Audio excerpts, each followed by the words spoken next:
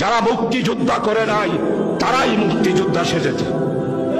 মরহুম শেখ মুজিব, আমি আমার প্রিয় ছাত্রদেরকে বলতে চাই, মরহুম শেখ মুজিব মুক্তিযুদ্ধায় অংশগ্রহণ করে নাই।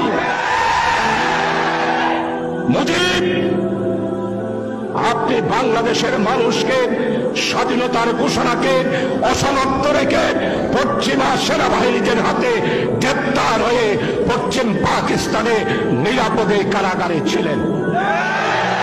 শেখ হাসিনা আপনি ২৫০০ টাকা করে বেতন নিয়ে পাকিস্তানি সেনাবাহিনীদের সহায়তায় আপনি মুক্তিযুদ্ধ তো করেন নাই, বরং আরাম আয়সে জীবন কাটিয়েছেন।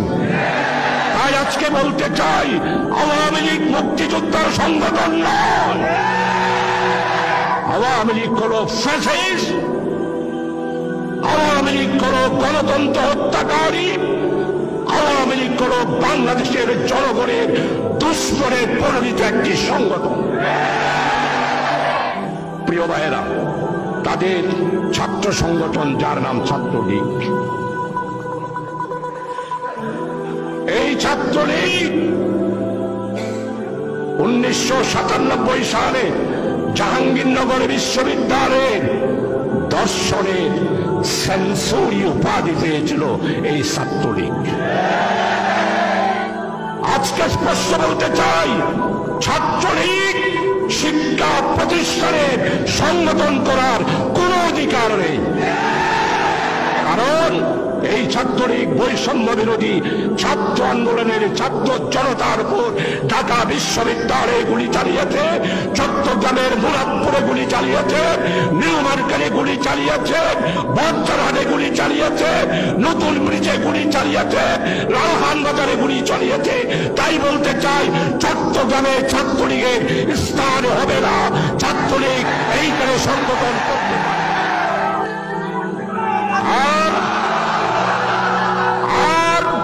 এই সমস্ত মামলার আসামি হল শেখ হাসিনা।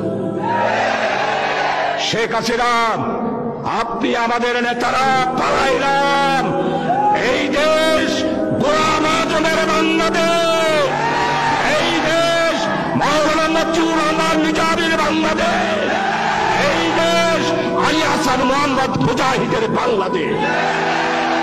এই বাংলা আপনাদের নয়। আপনারা বাংলাকে হিন্দুস্তানের করব রাজ্যে পরিণত করার ষড়যন্ত্র করেছিলেন, আর এই ষড়যন্ত্র রুখিয়ে দিয়েছে বৈষম্য বিরোধী ছাত্র আন্দোলনের ছাত্র জনতারা। এই ষড়যন্ত্র রুখে দিয়েছে। প্রিয় ভাইয়েরা, 18টি বছর বেনজির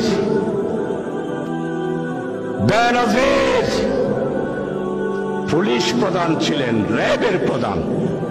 দেইতে হন্ড জেলায় সেট হতো, গাল হতো।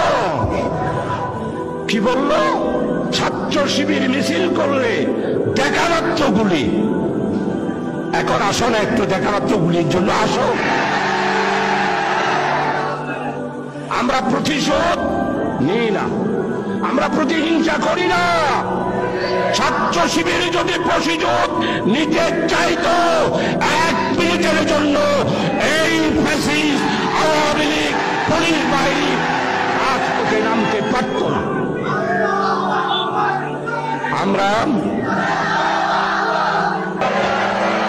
আমরা কোরআন বুঝি, আমরা হাদিস বুঝি, রাসূল আকরাম সাল্লাল্লাহু আলাইহি ওয়াসাল্লামের জীবন চরিত বুঝি। ছাত্র শিবির যদি চাইতো, গুলি দেখা মাত্রই গুলি। ছাত্র শিবিরের জন্ম 77 সালে। কিভাবে আওয়ামী লীগের নেত্রী পার্লামেন্টে ছাত্র শিবিরকে রাজাকারের দল হিসাবে পার্লামেন্টে আপনি বক্তব্য রাখলেন? প্রশ্ন রাখতে চাই, আপনি ছাত্র শিবিরকে রাজাকার হিসাবে প্রমাণ করতে পারেন নাই, স্বাধীনতা বিরোধী হিসাবে প্রমাণ করতে পারেন নাই, জঙ্গি হিসাবে প্রমাণ করতে পারেন নাই, সশস্ত্র সংগঠন হিসাবে প্রমাণ করতে পারেন নাই।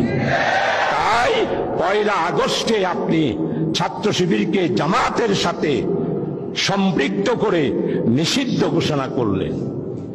করলেন কি? সন্ত্রাস দমন আইনে 18(1) ধারায় ছাত্র শিবিরকে নিষিদ্ধ করা হলো। করলো কে? স্বরাষ্ট্রমন্ত্রী আসাদুজ্জামান কামাল।